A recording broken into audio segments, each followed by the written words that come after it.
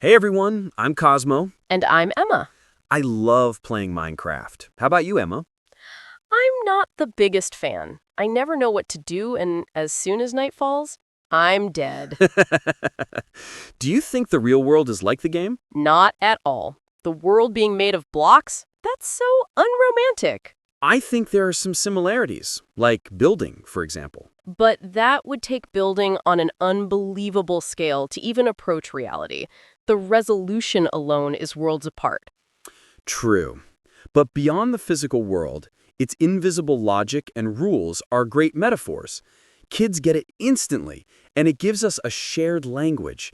And honestly, getting that look of admiration from them, it's one of the few times I can hold my head high at home. I'll give you that.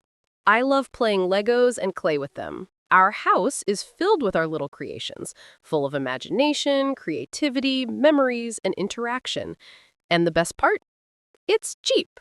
Speaking of which, did you know that language can be made of blocks too? You mean like programming languages? That's one kind. Math, for example, started as a type of language block. It only got more abstract later, inventing symbols and numbers to describe and reason with. My math is terrible. I'm better at reading the room. It's a language without words. And you don't seem to be very fluent, do you? I didn't have anyone to play with when I was a kid, and I was awful at math. But I still loved using my own language blocks to build my world. It was really the only world I had. No offense, but I don't think you're great at reading the room. I mean, look at your phone during the holidays. It's not exactly blowing up with messages. That really used to hurt when I was younger. The closer I got to people, the further they seemed to pull away. Looking back, I get it now. My personal boundaries were too clear, too defined, and I was too eager to pull people into my world and how I see things. Of course that was intimidating for them. Well, I don't hate that part of you now. Otherwise, we wouldn't have so many kids together. But that trait of yours, it really is like a human programming language? Maybe. Different languages definitely have different strengths.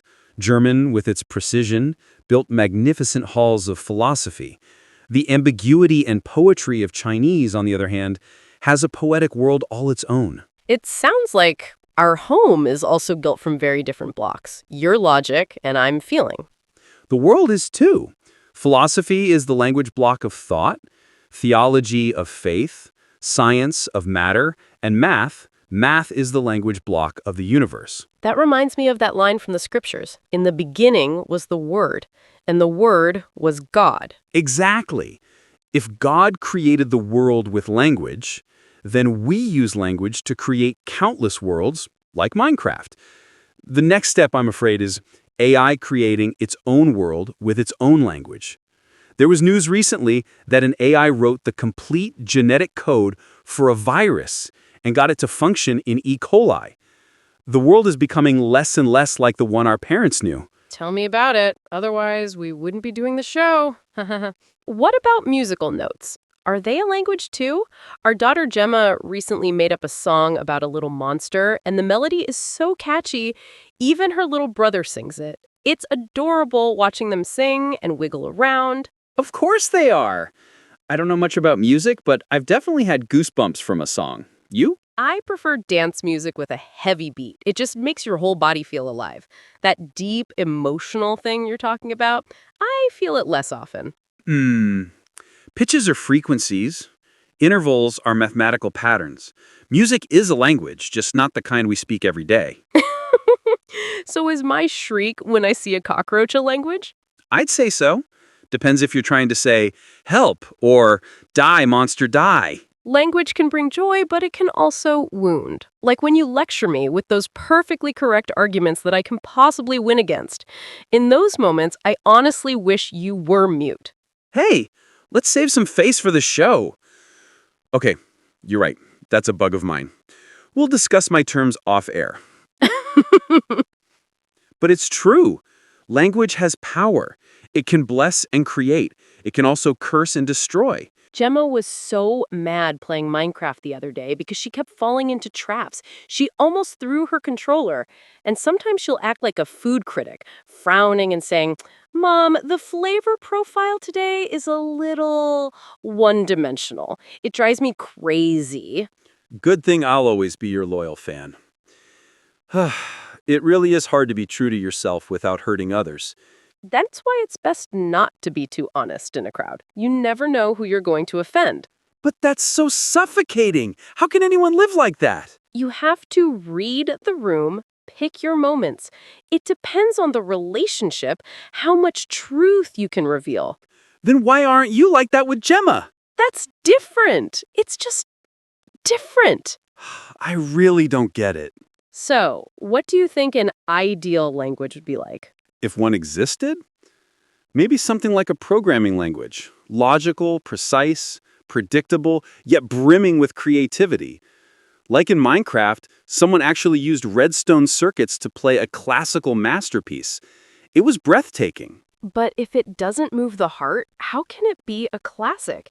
Technology alone has no warmth. Sure it does. CPUs and GPUs get really hot. They need water cooling. Ugh, stop with the technical jargon. I don't understand. Okay. But you have a point. Maybe it's this imperfection that makes us human. Language, too. Philosophy, math, those are playgrounds for the few, seeking local perfection in an imperfect world. Just like my AI assistants. AI gets the time wrong sometimes. How is that perfect? Just you wait.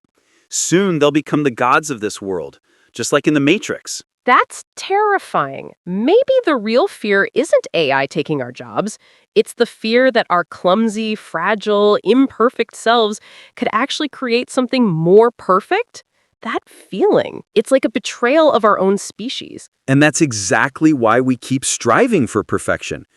Maybe what we're doing now is like Prometheus stealing fire, or Pandora opening the box. History is at a turning point.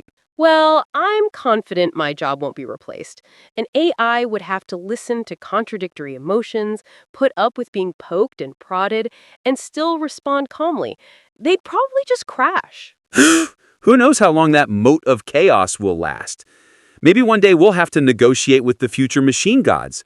We provide the chaos, they provide the order. Think they'd be interested in that deal? For the first time, I think being imperfect is kind of cute. So, you're not allowed to complain about my wrinkles. Please, don't flatter yourself. All right, it's about that time. I have to go cook or Gemma will start complaining again. What a luxurious problem to have. When I was a kid, I was just happy to have food on the table. Then you should be even happier now because your child has the privilege of having luxurious problems. You're right. These brain-burning questions, they're like a CPU overclocking in my head, generating heat. And you're in the kitchen creating warmth. And for the first time, I feel like these two temperatures are quietly talking to each other. So my food plating, that's a language too? Of course. Without your cooking, without your warmth, this cold, grand cathedral of thought that I've built would just be an empty shell with no one praying inside. As long as you know, if Gemma doesn't finish her food, you have to help out. The chef works very hard, you know. Yes, chef.